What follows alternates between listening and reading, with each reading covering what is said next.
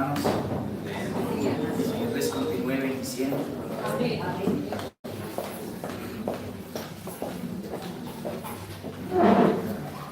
A pesar de que para nosotros,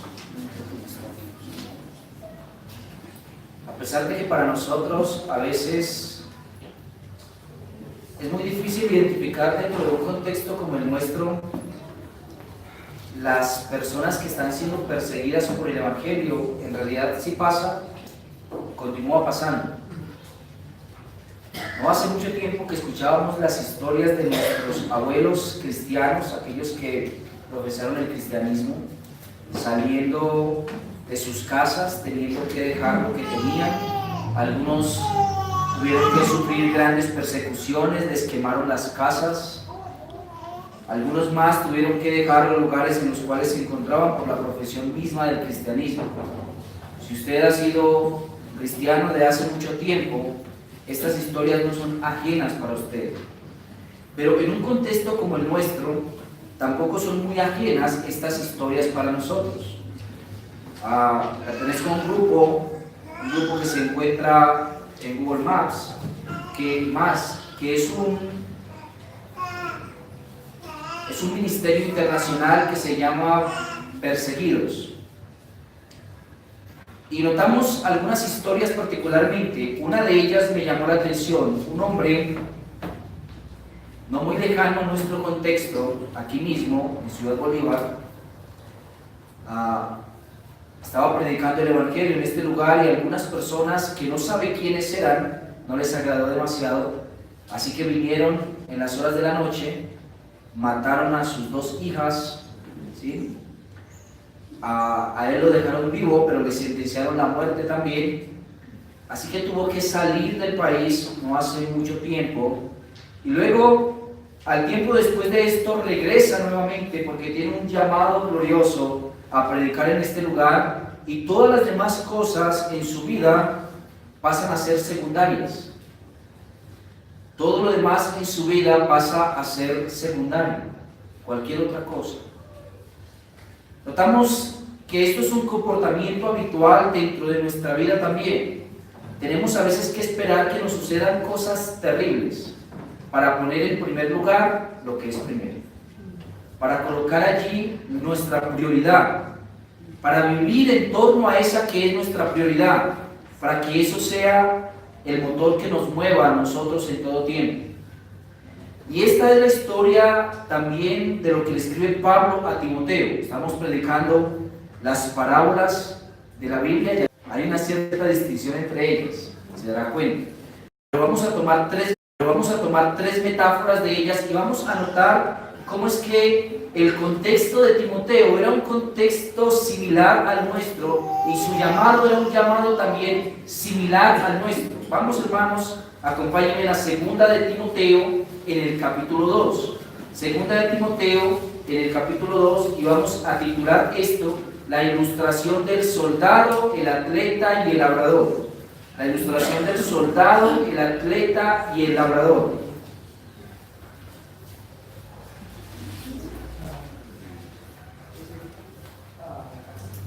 La ilustración del soldado, el atleta y el labrador. Vamos a ponernos sobre nuestros pies en reverencia a la palabra del Señor. Dice la palabra del Señor, segunda de Timoteo, capítulo 2, a partir del versículo 1, y vamos a estar leyendo hasta el verso 13, aunque solo estudiaremos hasta el verso 7. Segunda de Timoteo, capítulo 2, verso 1 al 13. Dice la palabra del Señor. Tú pues, hijo mío, esfuérzate en la gracia que es en Cristo Jesús. Lo que has oído de mí ante muchos testigos, esto encarga a hombres fieles que sean idóneos para enseñar también a otros. Tú pues, sufre penalidades como buen soldado de Jesucristo. Ninguno que milita se enreda en los negocios de la vida, a fin de agradar a aquel que lo tomó por soldado. Y también el que lucha como atleta no es coronado, sino lucha legítimamente. El labrador, para participar de los frutos, debe trabajar primero. Considera lo que digo, y el Señor te dé entendimiento en todo. Acuérdate de Jesucristo, del linaje de David, resucitado de los muertos conforme a mi evangelio, en el cual sufro penalidades, hasta prisiones a modo de malhechor, mas la palabra de Dios no está presa. Por tanto, todo lo soporto por amor de los escogidos, para que ellos también obtengan la salvación que es en Cristo Jesús con gloria eterna. Palabra fiel es esta: si somos muertos con Él, también viviremos con Él. Si sufrimos, también reinaremos con Él. Si le negáremos, Él también nos negará. Si fuéramos infieles, Él permanece fiel. Él no puede negarse a sí mismo. Padre, yo sé que ya hemos orado por este sermón, pero considera a tu siervo, Señor, débil, incapaz, Señor, tardo de habla y difícil, Señor, para darse a entender en muchas ocasiones. Te pido, Dios de gloria, que por favor utilices mi boca, utilices mis manos, Señor, y permitas que tu Espíritu penetre en los corazones de todos mis hermanos también, y que podamos, Señor, el día de hoy ser alimentados y fortalecidos a través de tu palabra, ser exhortados a esforzarnos en la gracia y ser cada día más, Señor, semejantes a nuestro Señor Jesucristo. Padre, te lo suplicamos en el poder de tu Espíritu. Amén. Pueden sentarse, hermanos. Ocasionalmente nosotros llamamos las cartas de Timoteo y Tito como las epístolas pastorales. Y efectivamente tiene un gran contenido pastoral lo que hay en ellas, pero sobre todo que es un contenido para pastores que ordenan pastores. Es un contenido para personas que se encuentran militando ya dentro del ministerio. Pero sin embargo, las epístolas de Pablo a Tito y a Timoteo no contienen solamente esto, sino que contienen profundas exhortaciones para el cristiano joven, y eso considera a muchos de nosotros y va a traer muchas aplicaciones a la mayoría de todos los que llevan mucho tiempo militando en el Evangelio. Pablo está hablando a Timoteo sobre eventos particulares de su vida, cosas que le están sucediendo y de las cuales él tiene que ser consciente. Hermanos, el ministerio de Pablo no fue un ministerio fácil, y él sabe que el ministerio de ningún cristiano será fácil tampoco. El ministerio de Pablo es un ministerio que insta a las personas que caminan con él a que enfrenten las consecuencias de ser un cristiano. Y esto es una ilustración para cristianos.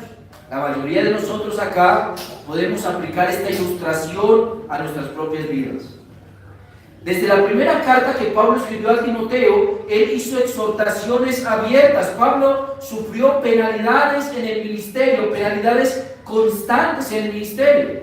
Por ejemplo, en la primera carta, Pablo le escribe a Timoteo que Himeneo y Alejandro los ha arrojado a Satanás. En la segunda carta, Pablo dice que ha arrojado a Himeneo y Alejandro, que estuvieron andando con él, en el ministerio con él, los ha arrojado a Satanás porque ellos han empezado a predicar una doctrina de resurrección premeditada, diciendo que la resurrección ya había sucedido. Y Pablo exhorta a Timoteo y le dice: Timoteo, milita la buena milicia, porque Himeneo y Alejandro los he arrojado a Satanás. En la primera carta de Pablo a Timoteo, él invita a Timoteo a que ejercite a que el ejercicio de su cuerpo es poco provechoso, pero que el ejercicio de la piedad es un ejercicio que tiene beneficios eternos. Pablo le dice a Timoteo en su primera carta: Timoteo, pelea la buena batalla de la fe. Y muchas de estas preguntas deberían llegar a nuestro corazón. Pablo, ¿por qué hay tantas exhortaciones a Timoteo con respecto a su ejercicio de la piedad y de la fe? Bueno, muchas respuestas están en el aire y muchas se dejan ver claramente. Lo primero es que Timoteo era un joven, y había sido un joven que venía de tradición cristiana. Su abuela había sido cristiana y su mamá había sido cristiana, y ahora él también era cristiano, y él había conocido las escrituras desde su juventud. Era un joven conocedor de la doctrina, pero era un joven. Por eso Pablo exhorta a Timoteo constantemente a que no se avergüence del Evangelio. Le dice: Timoteo, no te avergüences del Evangelio, aviva el fuego del don que hay en ti, Timoteo. En las epístolas de Pablo a Timoteo, al menos en 5 ocasiones diferentes, Pablo le dice a Timoteo que no se avergüence del Evangelio, ni tampoco de él. Parece que es una característica habitual en los jóvenes tener vergüenza del Evangelio. Y Pablo está advirtiendo a Timoteo cómo es que aquellos que se avergüencen de Cristo, Cristo se avergonzará también de ellos. Hay exhortaciones abiertas. Le dice Pablo a Timoteo desde la primera carta: Timoteo, aviva el fuego del don de Dios que está en ti por la imposición de manos del presbítero. Timoteo, aviva el don que hay en ti, predica la buena palabra, insta a tiempo y fuera de tiempo, redarguye, reprende, exhorta con toda paciencia.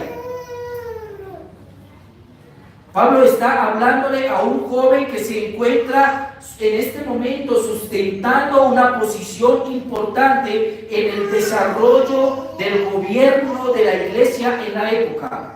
Y Pablo le está diciendo a Timoteo que sea muy cuidadoso a causa de su juventud y que se dé cuenta cuán necesitado se encuentra de volver otra vez a la palabra. En 2 ocasiones, tanto en la primera carta como en la segunda carta, Pablo le dice a Timoteo: Timoteo, no te enredes en palabrería que para nada edifica, no te enredes en fábulas y en palabras que en vez de unir, al contrario, dividen mucho más a las personas y muestran más su impiedad. Pablo le dice a Timoteo: Timoteo, tú has recibido el espíritu de poder, el espíritu de amor, de dominio propio, ese espíritu que nos ayuda a avivar el fuego del don de Dios que hay en nosotros.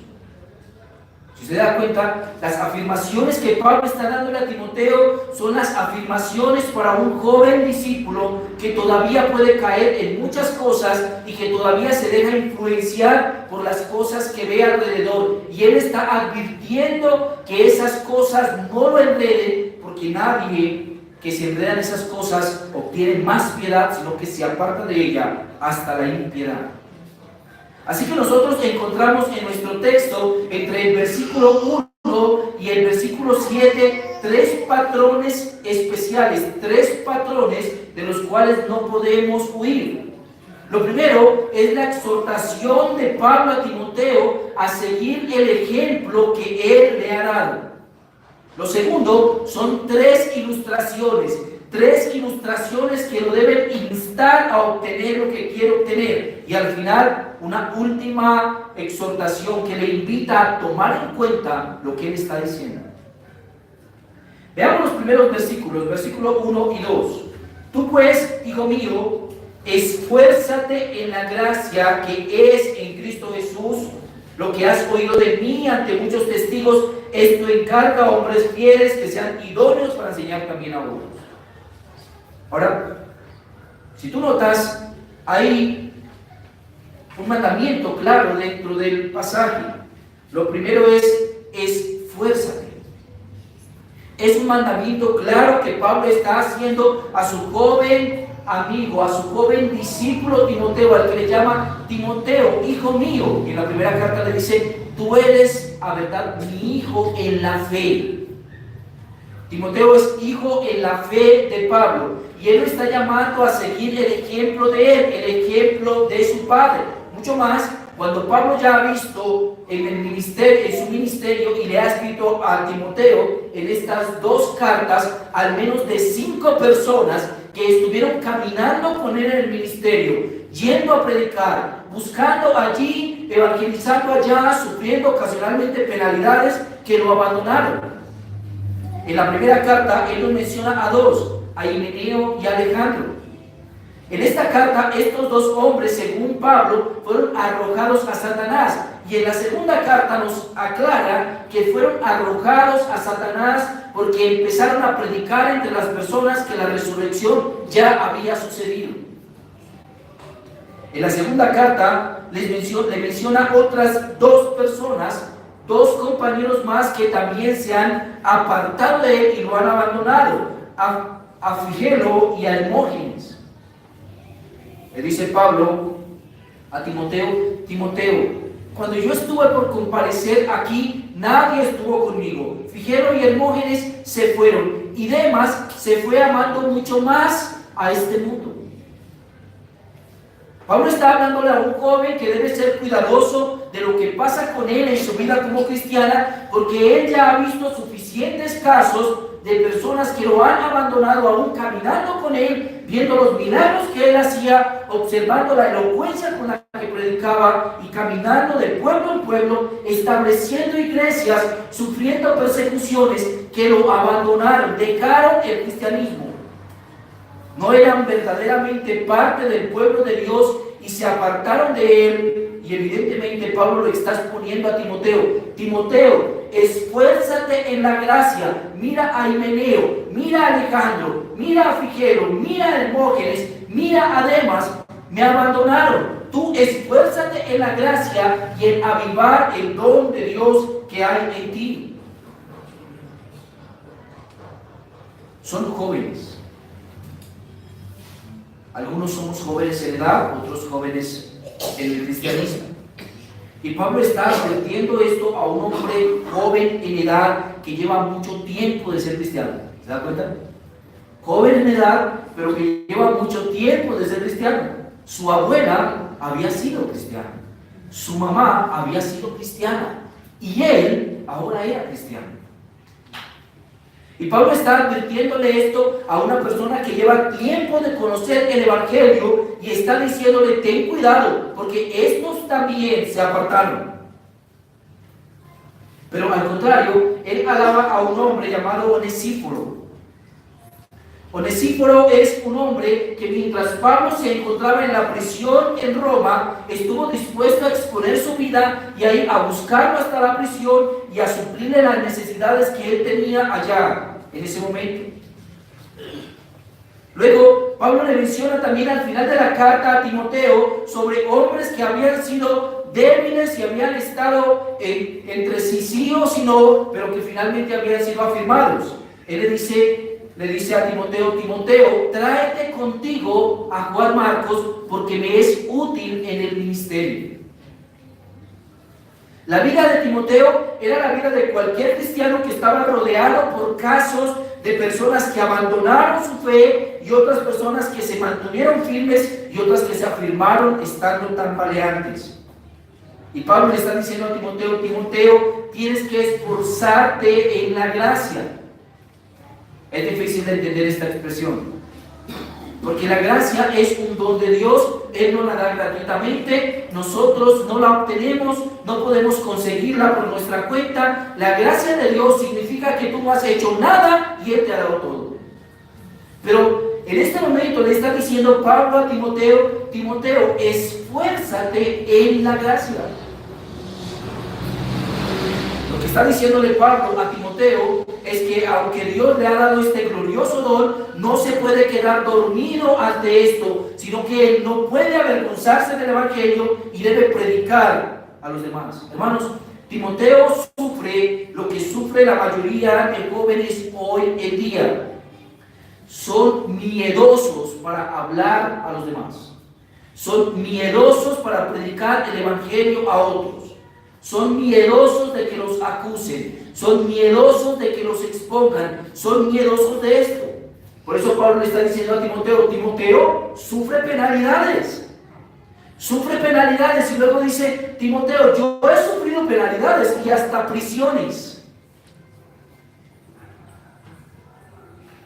Timoteo debe sufrir las mismas cosas que ha sufrido Pablo por la exposición del Evangelio. No porque él mismo las busque, sino porque predicar el Evangelio le traerá este tipo de persecución. En los primeros 2 versículos de nuestro texto, Pablo está diciendo a Timoteo: tú pues, hijo mío, esfuérzate en la gracia que es en Cristo Jesús. Lo que has oído de mí ante muchos testigos, esto encarga a hombres fieles, idóneos para enseñar también a otros. Recuerdan que Timoteo se encuentra en la iglesia de Éfeso, y Timoteo se encuentra en este momento en Éfeso junto con Juan Marcos.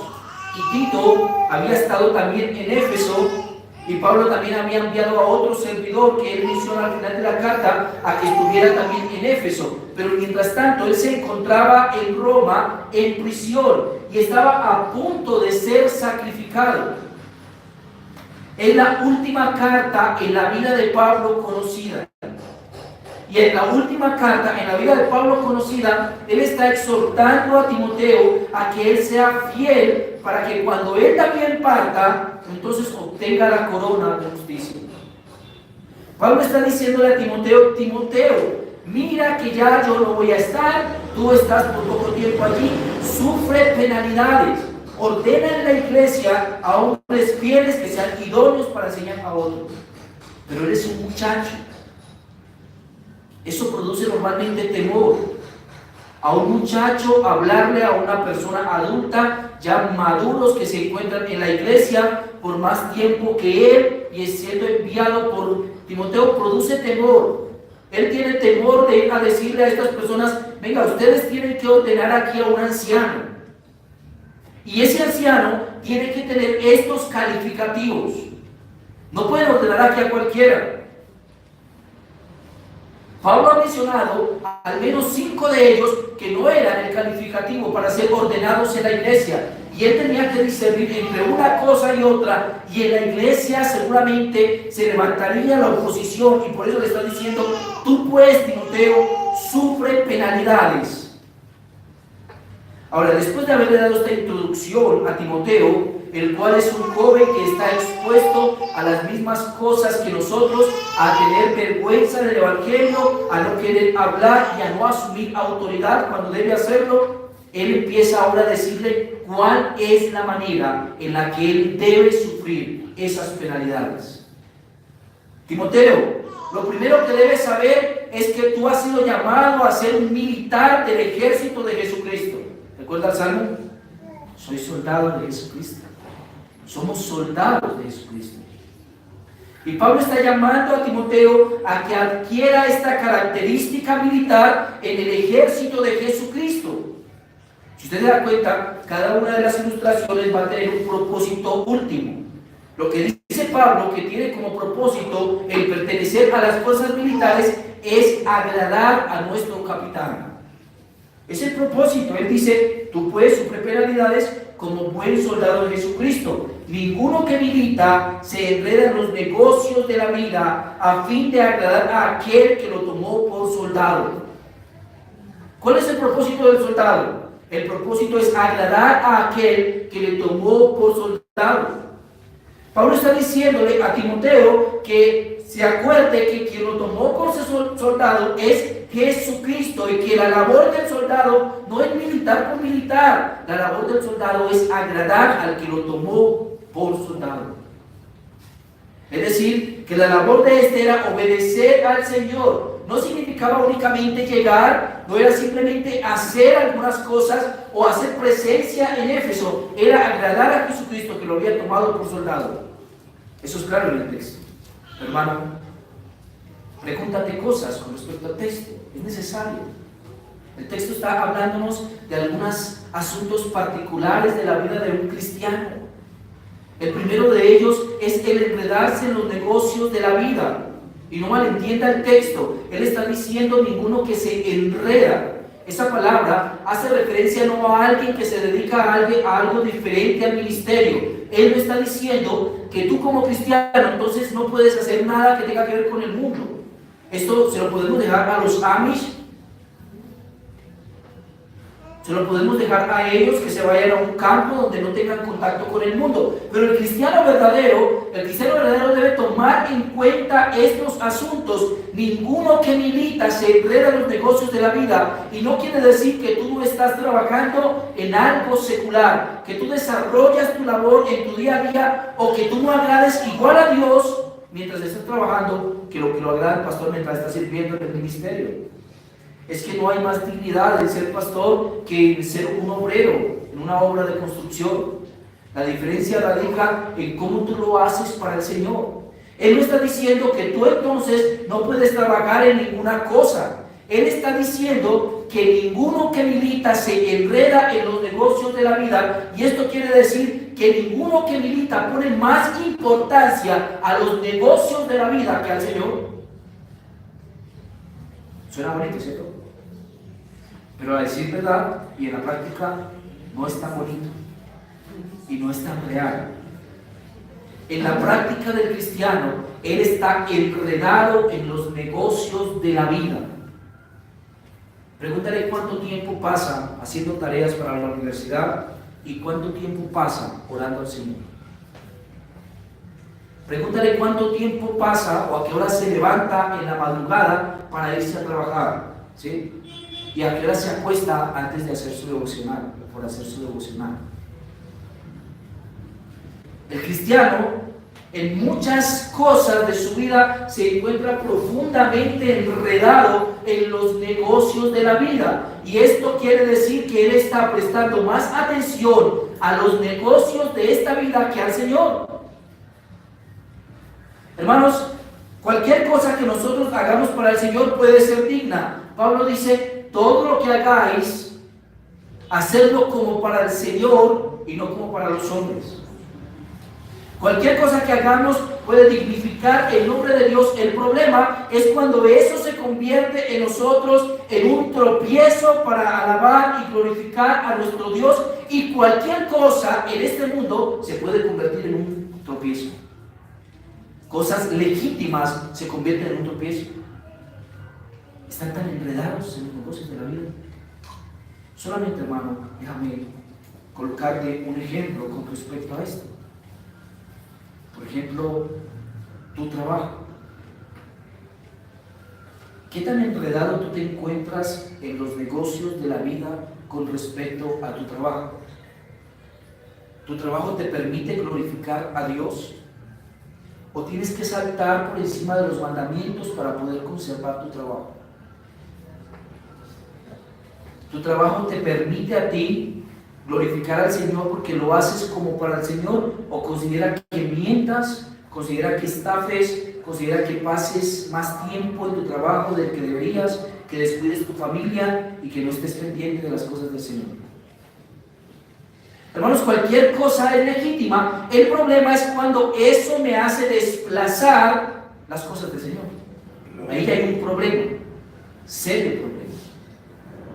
Porque ya no es el Señor nuestro primer lugar, sino que no es nuestro primer amor. Hermanos, cosas legítimas hacen esto, nos hacen enredar en cosas de la vida. Por ejemplo, las visitas familiares los días del Señor, ¿sí? Dime si no. ¿Acaso no es el domingo el día del paseo? ¿El domingo no es el que llega tu familiar, el que no has visto durante 5 años o 6 años? ¿Acaso no es ese día donde más vendes? ¿No es ese día cuando tú estás más dispuesto para esto, cuando puedes irte al parque o cuando te salen los planes? Hermanos, romper el día del Señor es pecado. Y es igual de maldad a lo que es matar a otra persona. Pero ninguno que milita en las cosas del Señor se enreda en las cosas de este mundo. Nosotros pasamos entretenidos en una gran cantidad de cosas, ¿no? Entretenidos, estamos muy entretenidos en muchas cosas. Y inicié este servicio, este sermón el día de hoy, diciéndoles sobre lo que nos obliga a nosotros a colocar las cosas en el lugar donde deben colocarlas. ¿Sí? Yo estoy seguro que en la vida de la mayoría de nosotros, cuando pasan este tipo de calamidades, entonces es cuando nosotros tenemos deseo de colocar las cosas en el lugar que le pertenecen. Y si tú has vivido situaciones bien difíciles, entonces tú dirías: ¿pero esto qué es? ¿Yo qué hago enredado con esto, si el mundo está patas arriba, si el evangelio no está siendo predicado, si yo no estoy haciendo esto para el Señor? ¿Yo qué hago enredado en esto y en esta otra cosa? Pero la mayoría de veces nosotros lo entendemos es cuando nosotros sufrimos calamidades terribles. Ahí es cuando decimos: no, esto no vale la pena. Me hubiera dedicado a esto o a aquello. Ahora, Cuando él está haciendo referencia a no enredarse en los negocios de este mundo o negocios de esta vida, él está haciendo claridad en el hecho de que Timoteo ha sido llamado por el Señor a ejecutar su ministerio, y el ministerio de Timoteo es predicar la palabra. Él está diciéndole a Timoteo, tú has sido llamado a esto, ¿qué pasa que no estás haciendo eso? Esfuérzate, predica la palabra, insta a tiempo y fuera de tiempo, redarguye, reprende, exhorta. Timoteo, la palabra te puede hacer útil, te puede hacer perfecto e enteramente preparado para toda buena obra. Hermanos, nosotros hemos recibido un llamado del Señor que es soberanamente superior a cualquier cosa de este mundo, y ese llamado que es soberanamente superior involucra que tú estés haciendo lo que tienes que hacer. Ese llamado te ha llamado no a entretenerte en las cosas que el mundo se entretiene. El llamado que tú tienes no es para que tú gastes tu tiempo en lo que el mundo gasta su tiempo. El llamado que tú tienes es un llamado a que tú actúes gloriosamente en pos de aquel que te llamó, de Jesucristo. ¿De quién eres soldado? ¿De tu jefe o de Jesucristo? ¿De quién eres soldado? ¿De tu maestro de la universidad o de Jesucristo? ¿Eres soldado de tu carrera o de Jesucristo? ¿Eres soldado de tu trabajo o de Jesucristo? Pablo está diciéndole a Timoteo que reconozca quién es el que lo ha llamado y cuál es la carrera que está militando. Timoteo, tú estás militando como soldado de Jesucristo. Juan, Felipe, Pedro, lo que sea que te llames, ese es tu llamado. Tu llamado es ser un soldado de Jesucristo, y eso involucra que tú activamente estás girando en torno al reino de Jesucristo y en la extensión de Jesucristo, que ese es tu primer motor. Tú no has sido llamado a ser exitoso, tú no has sido llamado a ser rico, tú no has sido llamado a ser el más educado de toda la iglesia, tú no has sido llamado a ser el más experto, tú has sido llamado a ser un soldado. Y como soldado, tu labor es estar militando en el frente de batalla. Que otros vayan, yo voy después. ¿Sí? ¿Sabe quiénes eran los guerreros más valientes en las guerras en la antigüedad? La primera hilera de todos. Ellos eran los que fijo y no venían. Ellos eran los que fijo y no regresaban. Tú ir en la mitad, bueno, puede que tengas posibilidades de sobrevivir. Ir atrás, pues, es lo mejor, allá dejaban a los más débiles al final, pero los que estaban al frente eran los que menos posibilidades tenían de regresar otra vez a sus casas. Eso involucraba ser un soldado valiente. Ser un soldado valiente involucra que tú estás mirando al frente, hacia donde vas, y no estás entretenido entre lo que dice este y el chiste que echa este otro. ¿Has visto los francotiradores en las películas, aunque no lo hayas visto en la vida real? Sus movimientos cuidadosamente detallados,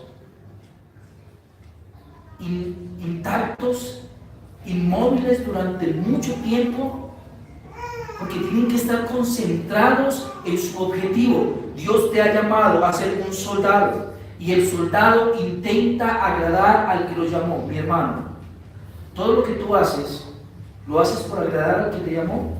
¿O por agradarte a ti mismo o a las personas que están alrededor de ti? ¿O lo haces por agradar al Señor? Tú dices, Señor, yo quiero hacer esto porque creo que esto te agrada. O tú dices, yo voy a hacer esto porque mi mamá me mandó a hacerlo. ¿Sí? Yo voy a hacer esto, Señor, porque yo sé que esto es lo que te honra y esto te glorifica.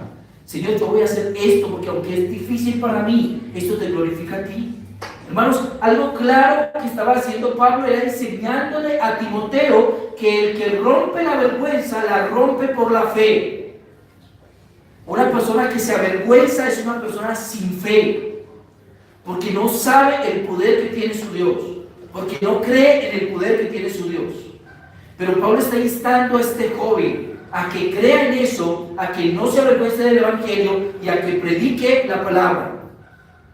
Ahora, no solamente las ilustraciones del soldado, sino que también luego le pone una ilustración de un atleta. De hecho, ya se la había puesto antes en la primera carta. Y ahora le pone nuevamente esta ilustración del atleta. Dice Pablo a Timoteo: Timoteo, ninguno que pelea o que lucha como atleta, ¿sí? O el que lucha como atleta lo hace porque quiere ser coronado.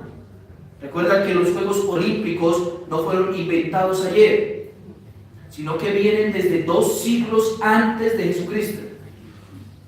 Y las personas que iban a competir en los Juegos Olímpicos, que sobre todo la más digna de todas era la de los atletas, tenían que cuidarse en todo, que no fueran a comer de más, le pasaba lo que le pasa a los fitness de hoy, no podían trasnochar, no podían tener relaciones sexuales, tenían que guardarse exclusivamente para el tiempo de la competencia, y cualquier tipo de desmán en el proceso rompería o le consideraría no ganarse la corona. Y Pablo le está diciendo a Timoteo: también el que lucha como atleta no es coronado, sino lucha legítimamente. La lucha legítima es las penalidades. Hermanos, el cristiano que lucha legítimamente es el cristiano que sufre penalidades, ¿o no? Él es el que está luchando legítimamente. Está luchando legítimamente porque no se está avergonzando, porque está haciendo la labor para la cual el Señor lo llamó a trabajar. Está siendo un soldado, un luchador, atleta que está preparándose para poder ganarse la corona. Mi hermano, ¿estás corriendo como atleta o estás corriendo como tortuga? ¿Eres tú la liebre del cuento o eres tú la tortuga? ¿Esperas ganar al final de esa manera? Lo más probable es que no. Aquel que verdaderamente quiere ser coronado es aquel que lucha legítimamente. Y Pablo está exhortando a Timoteo a que entienda de qué manera se lucha. Le dice a Timoteo al final: Timoteo, he peleado la buena batalla, he ganado la corona. Pablo al final de su carta puede decirle a Timoteo con todo el sentimiento que ha terminado su vida como debería terminar. He peleado la buena batalla, he acabado la carrera, he guardado la fe. Por lo demás me está guardada la corona de justicia, la cual me dará el Señor, pues justo. El atleta esperaba ser coronado, y tú debes correr como atleta también si tu esperanza es que al final puedas recibir la corona. El primero intenta agradar al Señor, el segundo quiere ser coronado, y el tercero podrá disfrutar de los frutos del campo. Nota lo que le dice Pablo a Timoteo, la tercera ilustración: el labrador, para participar de los frutos, debe trabajar primero. Timoteo, así, no esperes recibir fruto. Así tú no vas a recibir fruto, Timoteo. Si tú te avergüenzas del Evangelio, si no predicas la palabra, si tú no instas a tiempo y fuera de tiempo, si no tienes cuidado de ti mismo y de la doctrina, entonces no podrás disfrutar de los frutos. Hermanos, la vida cristiana tiene gloriosos frutos. Y la vida cristiana tiene gloriosas recompensas. Si tú no estás disfrutando de ellas, es porque has sido descuidado en tu vida cristiana. Si tú no estás disfrutando de los frutos de la vida cristiana, es porque has sido descuidado en tu relación con el Señor, porque has colocado otras cosas, te has enredado en los negocios de la vida, porque no has corrido como el que quiere alcanzar la corona. Pero aquel que todo esto puede hacerlo para el Señor, puede disfrutar de los frutos que el Señor tiene para él. Pero es que llevo 20 años como cristiano y a mí no me pasa lo que le pasa a esta persona que lleva solamente 2 años. Pero es que yo veo que los demás progresan y el Señor los bendice y a mí nada. Hermanos, aquel que milita en esta vida como cristiano sabe que esta es una lucha que involucra penalidades. Hermano, ¿por qué son tus penas? ¿Por ser cristiano? o es por tu carácter? ¿Tu familia te ha dejado a un lado porque tú eres cristiano o es porque no te soporta nadie? ¿Tu vida económica ha fracasado porque eres cristiano y has dado mucho a la iglesia o porque te has malgastado el dinero en lo que no es parte de hacer? Nosotros como cristianos tenemos una lucha y el que no está luchando esa lucha va a morir en la batalla, va a morir como Himeneo y Alejandro, va a morir como Figelo y Hermógenes, va a abandonar como Demas. La vida cristiana es un esfuerzo constante que involucra una lucha consciente. Mira lo que Pablo le dice, al final le dice Timoteo, si somos muertos, entonces vivimos. Timoteo, si sufrimos, entonces reinamos. Timoteo, si le negamos, Él nos negará. Timoteo, si somos infieles, Él permanece fiel porque Él no puede negarse a sí mismo. Es contrario a la vida que desea cualquier cristiano tibio en este mundo. Él quiere no tener penalidades, ¿cierto? Él quiere vivir sin morir. Él quiere reinar sin sufrir. Pero Él lo niega, ¿cierto? Y espera que el Señor no lo niegue. Él es infiel, pero el Señor permanece fiel. Él es fiel a lo que ha dicho. Lo que Él ha dicho es que Él es fiel a que te negará si tú lo has negado. Él no cambiará de opinión. Si tú lo niegas, Él te negará. Y tú debes esforzarte grandemente en lo que el Señor ha dicho. Debes pelear como soldado, debes correr como atleta y debes trabajar como labrador que espera recibir frutos.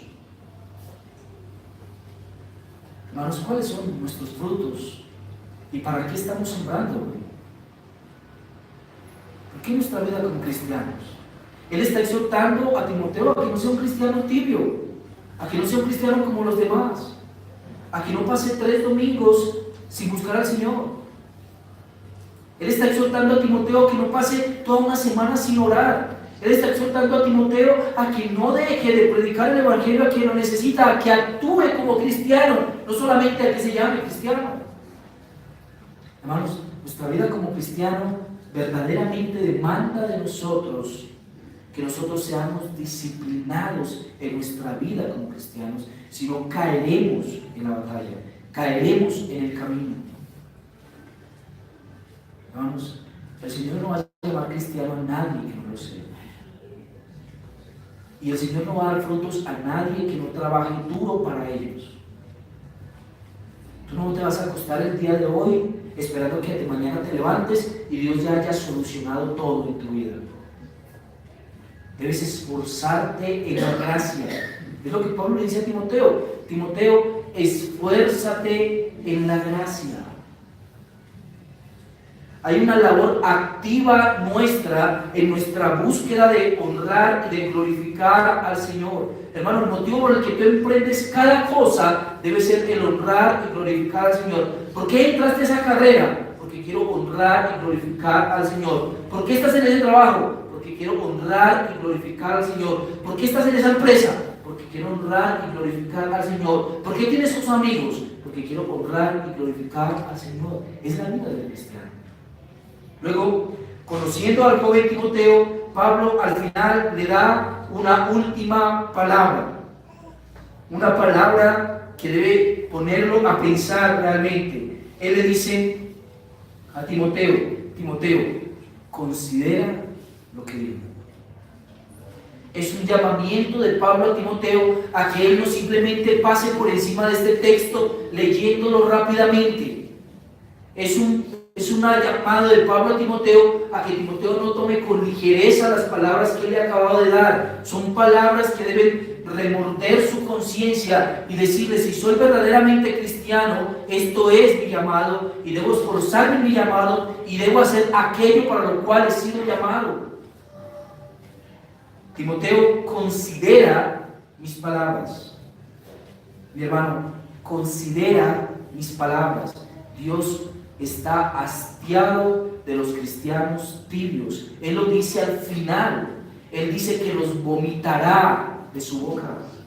Él desea militares. Él desea atletas, Él desea labradores, Él desea personas que estén dispuestas a morir por Él. Es lo que le está diciendo Pablo a Timoteo. Timoteo, sufre mis mismas penalidades. Yo voy a ser muerto aquí en esta prisión. Estoy próximo a ser sacrificado.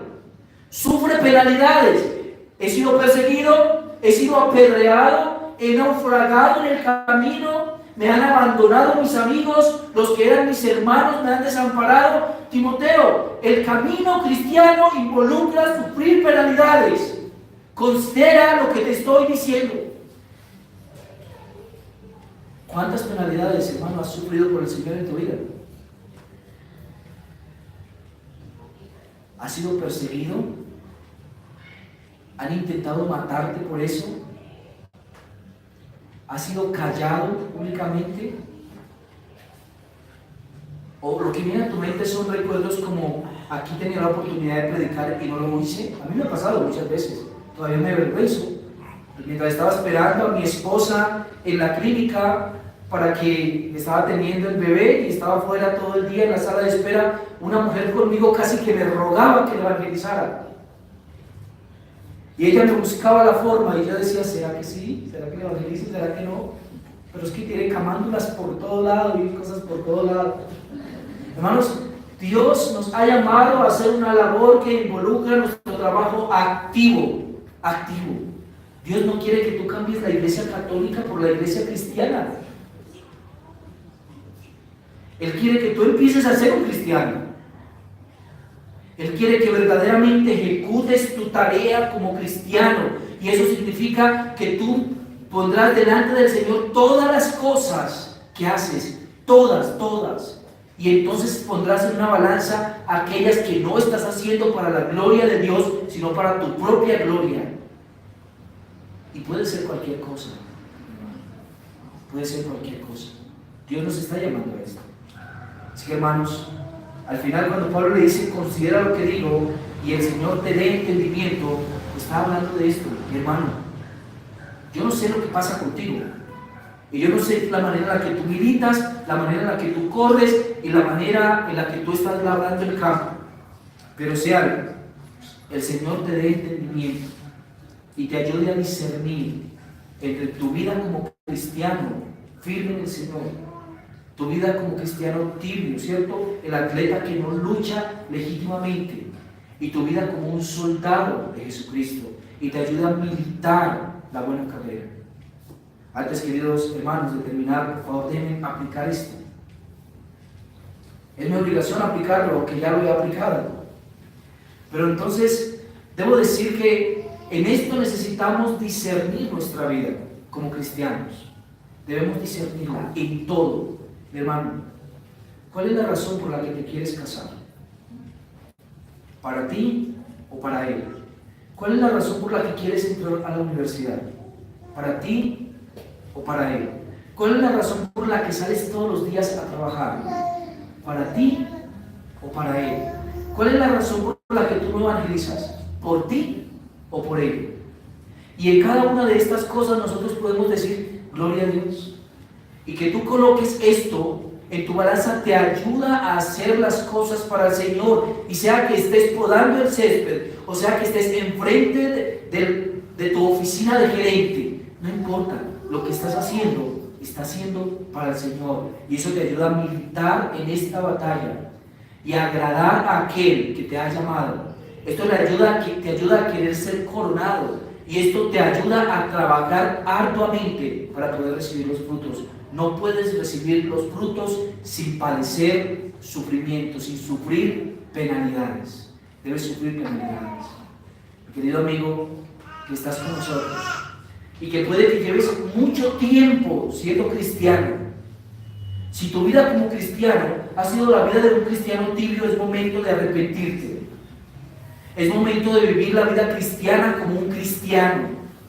Es momento de vivir para Dios como Dios quiere que tú vivas para Él. Y es momento de abandonar el pasado y entonces afirmarte en el Señor. Activa tu vida. Sé un cristiano que no es un cristiano tibio. Sé un cristiano que milita, que corre y que labra, como el Señor quiere que milite, corra y labre.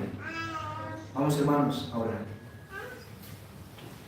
Padre, gracias te doy, Dios de gloria. Decir, Señor, que esto primeramente no viene a mi corazón, Dios, a mi propia vida. Me llama, Dios, a poder militar como tú has querido que milite. Es poco, Dios. Padre, nosotros en nuestro contexto a veces somos tan quietos. Padre, a veces somos realmente tan apartados de tu obra, de tu voluntad. Muchos hemos cambiado una religión por otra, Dios. Y tú estás llamándonos a vivir para tu reino. Eso significa, Señor, que no podemos de ninguna manera estar inmóviles en nuestras sillas. Padre, ayúdanos a ser personas de oración que intercedan por los otros, a poder actuar, Señor, alcanzando a los perdidos, a llevar al necesitado, Señor, algo que podamos suplirle. Ayúdanos, Señor, a poder sembrar la semilla. Ayúdanos, Señor, a poder glorificar tu vida como tú has querido, Señor. Ayúdanos, te lo suplicamos, en el nombre del Señor. Amén y amén.